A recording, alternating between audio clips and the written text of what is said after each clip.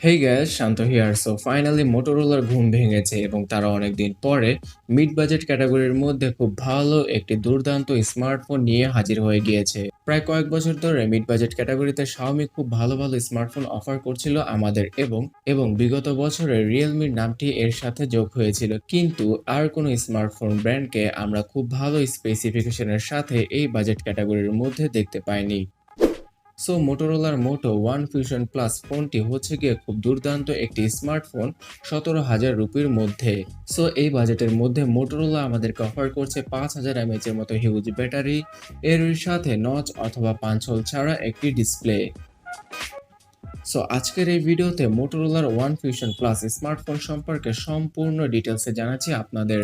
এর সাথে বাংলাদেশের মার্কেটে এই স্মার্টফোনটি আসবে কিনা সেই সম্পর্কেও জানা যাবে এই ভিডিওর মাধ্যমে। সো প্রথমে ডিসপ্লে থেকে শুরু করছি। 6.5 ইঞ্চির একটি ফুল এইচডি প্লাস রেজলিউশনের আইপিএস এলসিডি প্যানেলকে ইউজ করা হয়েছে মোটোরোলার মোটো ওয়ান ফিউশন প্লাস স্মার্টফোনটির মধ্যে। আর এই প্যানেলটির মধ্যে থাকছে না কোনো নচ অথবা পাঞ্চ হোল। সো আপনারা বুঝতেই পেরেছেন, পপ আপ সেলফি ক্যামেরার সাথে আসে এই স্মার্টফোনটি, আর যে সেলফি ক্যামেরাটির রেজলিউশন হচ্ছে গিয়ে 16 মেগাপিক্সেলের। তবে অনেকে এই ডিসপ্লেটিকে নিয়ে কিছুটা হতাশও হতে পারেন, কারণ আইপিএস প্যানেল হওয়া দরুনও এখানে থাকছে না কোনো হাই রিফ্রেশ রেটের সাপোর্ট, অথবা অ্যামোলেড প্যানেল ইউজ করলে আরও কিছুটা বেটার হতে পারত। এছাড়াও এই স্মার্টফোনটির ব্যাক প্যানেলটা পুরোটাই পলিকার্বনেট প্লাস্টিকের, তবে কিছুটা গ্লসি লুক দেওয়া হয়েছে যাতে করে কিছুটা প্রিমিয়াম ফিল পাওয়া যায়। সো মোটোরোলা যেহেতু কস্ট কাটিং করার জন্য এখানে প্লাস্টিক ইউজ করেছে, ব্যাক কভার ইউজ না করলে ফোনটির মধ্যে খুব দ্রুতই স্ক্র্যাচ পড়ে যাবে। এছাড়া অন্যান্য সব ক্ষেত্রে এই স্মার্টফোনটি কিন্তু খুবই দারুণ, যেমন প্রসেসর হিসেবে স্ন্যাপড্রাগন 730G এর পাশাপাশি 6GB র্যাম এবং 128GBর ইন্টারনাল স্টোরেজ রয়েছে এই ফোনটির মধ্যে, এবং হাইব্রিড স্লটের মাধ্যমে আপনারা আরও 1TBর মেমোরি কার্ড ইনস্টল করতে পারবেন মোটোরোলার এই স্মার্টফোনটির মধ্যে। এছাড়াও মোটো ফিউশন প্লাস স্মার্টফোনটির স্টোরেজ টাইপ হচ্ছে গিয়ে UFS 2.1 এর। সো স্ন্যাপড্রাগন 730G প্রসেসরটি ইউজ করার ফলে ডেইলি টাস্কগুলো আপনারা খুব সহজেই হ্যান্ডেল করতে পারবেন এই স্মার্টফোনটি দ্বারা। এছাড়াও গেমিংয়ের ক্ষেত্রেও খুব সুবিধা করতে পারবে মোটোরোলার ফিউশন প্লাস স্মার্টফোনটি। তবে পাবজি কিন্তু আপনারা 60 FPS এ খেলতে পারবেন না। স্ন্যাপড্রাগন 730G প্রসেসরের সাথে আসা অন্যান্য 10টা স্মার্টফোনের মতোই সর্বোচ্চ স্মুথ প্লাস আলট্রা সেটিংসে খেলতে পারা যাবে পাবজি গেমটি এই স্মার্টফোনটির মধ্যে। আর সফটওয়্যার হিসেবেও লেটেস্ট অ্যান্ড্রয়েড 10 থাকছে মোটোরোলার এই স্মার্টফোনটির মধ্যে। এছাড়াও আগামী 2 বছরের প্রায় সকল প্রকার অ্যান্ড্রয়েডের আপডেট পাওয়া যাবে মোটোরোলার ফিউশন প্লাস ফোনটির মধ্যে।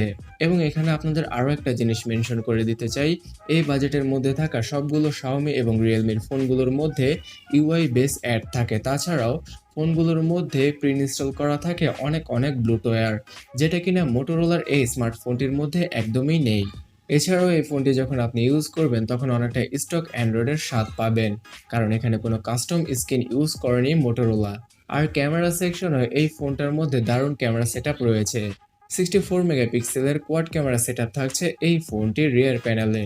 সো 64 মেগাপিক্সেলের এই সেন্সরটি সনির নাকি স্যামসাং এর সেই জিনিসটা তো ক্লিয়ার করেনি মোটোরোলা। এছাড়াও এই ফোনটির মধ্যে 8 মেগাপিক্সেলের আলট্রা ওয়াইড, 5 মেগাপিক্সেলের ম্যাক্রো এবং 2 মেগাপিক্সেলের ডেপথ সেন্সরও থাকছে। এর সাথে পাওয়ার ব্যাকআপ দেওয়ার জন্য 5000 mAh এর ব্যাটারি, তার সাথে 18 ওয়াটের ফাস্ট চার্জিং থাকছে মোটোরোলার ওয়ান ফিউশন প্লাস স্মার্টফোনটির মধ্যে। সো এই ফোনটির অন্যান্য সব ফিচারের কথা বলতে গেলে রিয়ার মাউন্টেড ফিঙ্গারপ্রিন্ট স্ক্যানার, সব ধরনের sensor, USB type C port, headphone jack এবং এফএম রেডিওর সাপোর্টও থাকছে এই স্মার্টফোনটির মধ্যে। তো বন্ধুরা, অ্যাট দ্য এন্ড বলতেই হয় যে 17,000 রুপির মধ্যে খুব ভালো একটি স্মার্টফোন ইন্ডিয়ান মার্কেটে লঞ্চ করেছে মোটোরোলা। এছাড়াও বর্তমানে জিএসটি বাড়ার কারণে ইন্ডিয়ান মার্কেটে Xiaomi এবং Realme-র মতো কোম্পানিগুলো যেখানে কিনা তাদের ফোনগুলোর প্রাইস অনেকটা বৃদ্ধি করে দিয়েছে, সেখানে কিন্তু মোটোরোলা খুব ভালো একটি প্রাইসিং এর মধ্যে এই স্মার্টফোনটিকে নিয়ে এসেছে, যেখান থেকে Xiaomi এবং Realme-র মতো কোম্পানিগুলো খুব ভালো একটা কম্পিটিশন পাবে। এবং বাংলাদেশের মার্কেটে যদি খুব ভালো একটা চাহিদা থাকে তাহলে 23 23 থেকে 25,000 টাকার মধ্যে পাওয়া যেতে পারে মোটোরোলার এই স্মার্টফোনটিকে আনঅফিসিয়াল ভাবে, কারণ মোটোরোলার ফোনগুলো অফিসিয়াল ভাবে বাংলাদেশের মার্কেটে খুব কমই আসে। তো বন্ধুরা, মোটোরোলার এই ফোনটির সম্পর্কে খারাপ এবং ভালো খুঁটিনাটি সব ব্যাপারই আপনাদের সাথে শেয়ার করলাম।